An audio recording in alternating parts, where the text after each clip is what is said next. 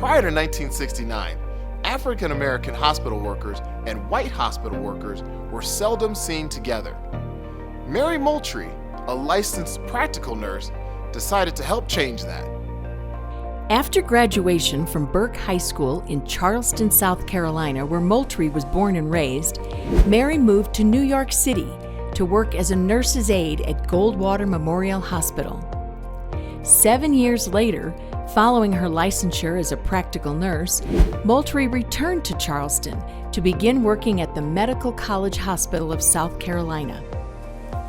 During the Charleston Hospital Workers Movement of 1968-69, Mary Moultrie was among the first employees to speak out against the unfair treatment of African American workers at the hospital.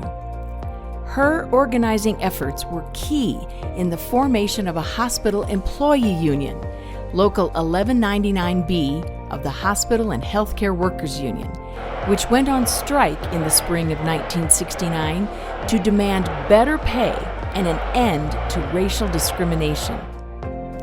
2 months into the strike, Moultrie spoke to a crowd gathered at Stonyfield Stadium in downtown Charleston to offer a message of perseverance and strength.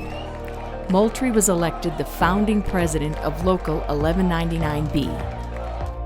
In a 2009 interview, Moultrie discussed some of the changes at the hospital that came about as a result of the strike, saying, "At one point, even in the cafeteria, the blacks and whites didn't sit down and have lunch together, even if they worked in the same unit. When we got back to work, that was different.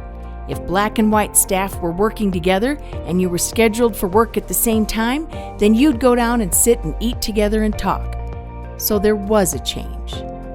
Following a long career as the director of a Charleston neighborhood center, Moultrie helped organize Charleston sanitation workers for better wages and working conditions in the early 2000s.